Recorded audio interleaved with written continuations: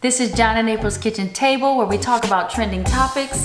And today we're going to talk about Solomoons. Solomoons. I'll talk to you about that later. Yeah, but first, why don't you just subscribe and hit that bell.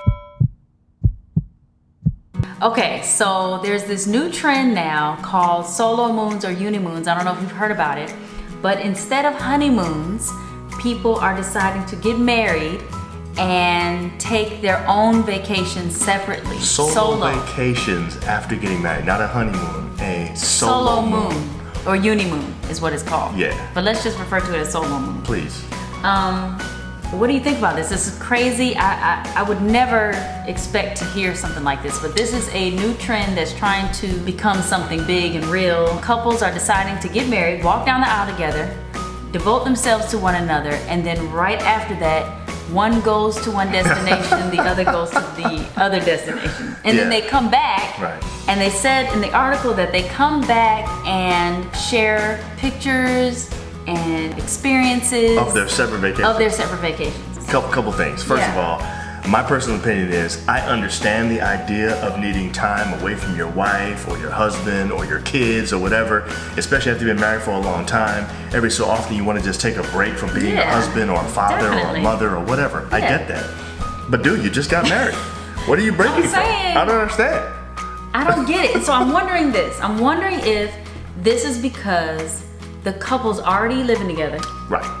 They already been taking vacations together. Right. I mean, I feel like that has to be the case. That's the only thing I can think of. I mean, because if you've been, living separately and you're excited now to be married and living together and vacationing together. The first thing you want to do is spend some time together on your honeymoon. I mean, that's like the big thing. You know what I'm saying? I don't get it. Yeah. I mean, that's the only thing I can think of. So if you've been in a relationship for several years and you've been basically living like you're married and then you end up getting married, then maybe it kind of makes sense that you'd want to spend some time apart. Yeah, you can break from all that time.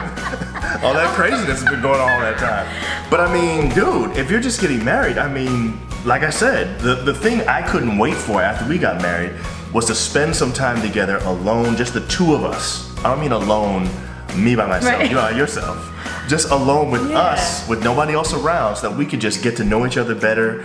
We were still really getting to know each other when we first got married. You know what I'm saying? The honeymoon was a great time to do that. It just feels like there's a new thing now. It feels like this all goes together with this, I want to marry you, but I really want to keep my separate life. Exactly. And so marriage doesn't really mean the same thing as it once meant.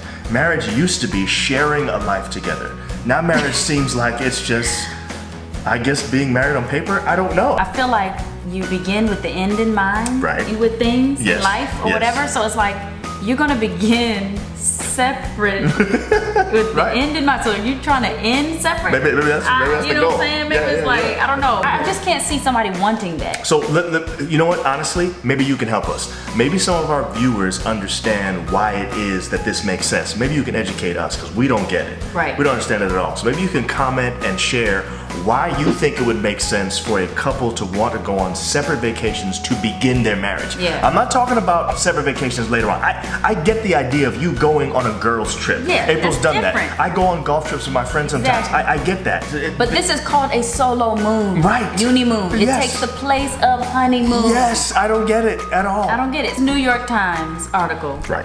And there were some people who responded to it very upset, saying, don't even use the word, I don't want to hear that, this is stupid, I may have put that comment in. That's how I feel about this. So here's my real problem with it. My real problem is the honeymoon for me is a symbolic trip. It's like the trip that you take that shows at least we're you. Together now. This is it for us. This is our thing. So now we're like commemorating this wonderful, and by the way, the wedding was stressful.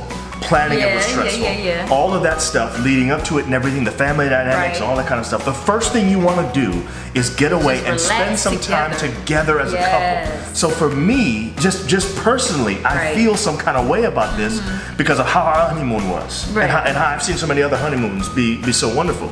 I can't think of spending all that time doing all that to do this one great big day and then say, you know what, I want to do something by myself. So if you've been on a solo moon or if you've thought about it, we want to hear from you too. We'd love to know what the rationale is because we're open-minded. We want to know. Maybe there's something we're not thinking of here. This has been John and April's Kitchen Table, and we'll see you next time. Bye. Like, comment, share, and subscribe. Also hit that notification bell to be notified about our next episode. See you next time.